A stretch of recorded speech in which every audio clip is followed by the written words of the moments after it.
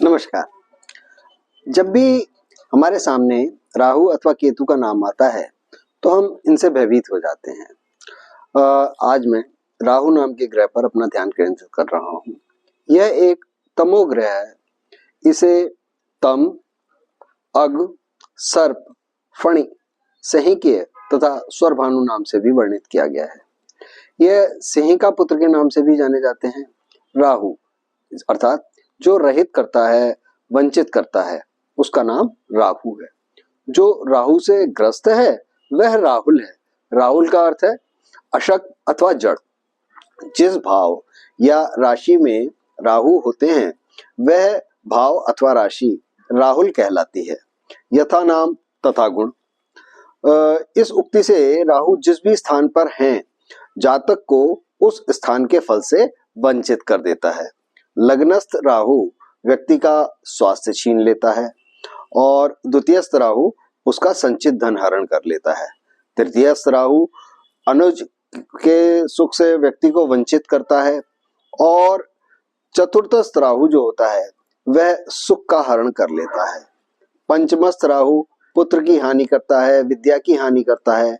षष्ठस्थ राहु शत्रु और रोग का भरण करने के कारण शुभ कहलाता है। इसलिए इसको अत्यधिक शुभ माना जाता है यदि राहु आपके छठे स्थान पर हो। सप्तम भाव का राहु स्त्री के सुख से वंचित करता है। अष्टम भाव का राहु मृत्यु को दूर करता है, अल्पायु को दूर करता है, एक लंबी आयु प्रदान करता है।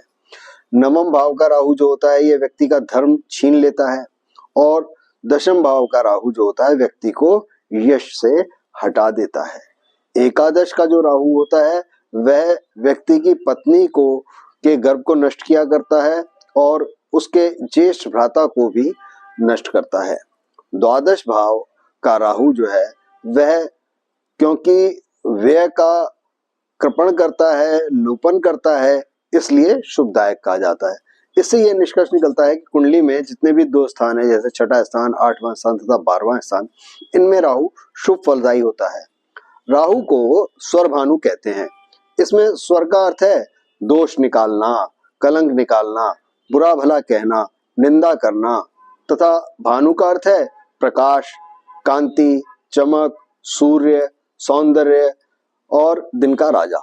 इस प्रकार से स्वरभानु का पूर्ण अर्थ हुआ जो सूर्य पर कलंक लगाए, उसके प्रकाश का अपहरण करे, तेज को छीन ले, अंधेरे का प्रसार करे, निंदा करे, सद्गुणों के समूह में भी दुर्गुण ढूंढने की चेष्टा करे। सूर्य एवं चंद्रमा को ग्रसने और उनके प्रकाश मंडल को आच्छादित करने के कारण भी राहु को स्वरभानु नाम दिया गया है। राहु के सामने सभी ग्रह अशक्त होते हैं। राहु राक्षस है लेकिन फिर भी देवताओं की भांति पूजा जाता है। यह आश्चर्य की बात है, परंतु इसमें एक रहस्य है। क्योंकि राहु दानदाता है तथा हवन करता है और इन्हीं दोनों क्रियाओं के कारण इसके अंदर देवत्व आ गया है। दांतों का होठ के बाहर निकला होना, तिरछा अथवा मोटा होना राहु का एक ऐसा लक्षण है जिससे आप इसके प्रभावित व्यक्ति को पहचान सकते हैं। इससे प्रभावित व्यक्ति का पूरा शरीर गहरे काले मोटे रोमों से भरा हुआ होता है। वह आंख हिला हिलाकर बात करता है तथा मुंह को टेढ़ा करके भी बोलता है। राहु कपटी और मिथ्यावादी है। जब यह किसी क्रूर नक्षत्र में आता है तो यह अधिक मारक हो जाता है। इसकी क्योंकि स्वाभाविक प्रवृत्ति जो है वो पाप में है, तो यह सदैव सावधान रहता है। इसकी कल्पना शक्ति बहुत प्रचंड है, इसकी महत्वाकांक्षा बहुत उच्च है, अथक परिश्रम करवाता है, बहुत उद्योग देता है, निर्भीक होता है, स्वार्थ परायण होता है और रूढ़िवादिता इसके अंदर कूट कूट कर भरी होती है। इसमें उत्साह भी बहुत होता है। अपने मंतव्यों को, इच्छाओं को गुप्त रखना और कम बोलते हुए पुराए दुख से उदासीन रहना, यानी यदि कोई व्यक्ति दुखी है तो उससे इनको कोई फर्क नहीं पड़ता, तथा गूढ़ विषयों में जानने की रुचि रखना या प्राचीन धर्माभिमानी होना, वाक चातुर्य, राजकार्य में लगे रहना इसके विशेष गुण हैं। राहु सर्प है। सर्प में जो गुण हैं वे सब राहु में पाए जाते हैं। जैसे कि सर्प का कोई अपना घर नहीं होता, वह किसी और के बनाए हुए घर में रहता है, अपने लिए घर भी नहीं बनाता। इसी प्रकार से राहु भी जहां पर होता है वहां का जो स्वामी होता है वह उस प्रकार से ही अपना प्रभाव छोड़ देता है या घर छोड़ देता है जिस प्रकार से सर्प के प्रभाव से कोई भी प्राणी अपना बिल या घर छोड़ देता है। अच्छा, राहु भी टेढ़ा चलता है और क्योंकि सर्प विषैला होता है राहु भी पीड़ादायक होता है। राहु अंधकार है और अंधकार में कुछ भी दिखाई नहीं पड़ता, तो राहु से जब हमारी बुद्धि प्रभावित होती है तो हमें भी कुछ भी दिखाई नहीं पड़ता, अर्थात हम यह नहीं जान पाते कि क्या अच्छा है और क्या बुरा। यह हुआ इसका स्वभाव।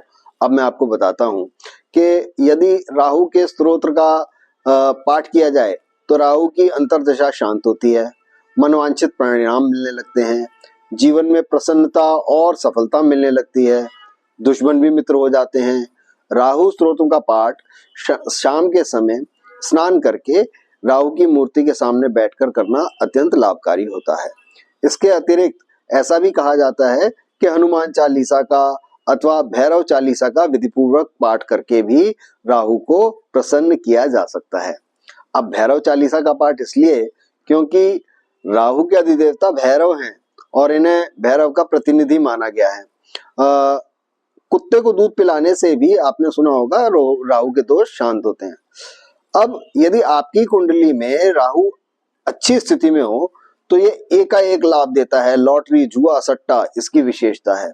ये किसी को भिखारी को भी राजा बना सकता है, लेकिन यदि कष्टप्रद स्थिति में हो तो ये राजा से भी भिखारी बना देता है। तो यदि आपको राहु के दुष्प्रभावों से बचना है तो इसका सबसे सटीक उपाय है कि अहंकार का त्याग करें, ईश्वर की भक्ति और सामान्य दिन के आचरण में भ्रम से दूर रहें। आशा करता हूं कि अब आप राहु के विषय में इतना जानने के बाद राहु से डरेंगे नहीं, बस सावधान रहेंगे, सतर्क रहेंगे और धर्मपरायण होकर इसके दुष्प्रभावों को अपने जीवन में नहीं पड़ने देंगे। तो इसके साथ ही मैं अपनी वाणी को यहीं विराम देता हूं। आपका बहुत बहुत धन्यवाद, आभार, नमस्कार।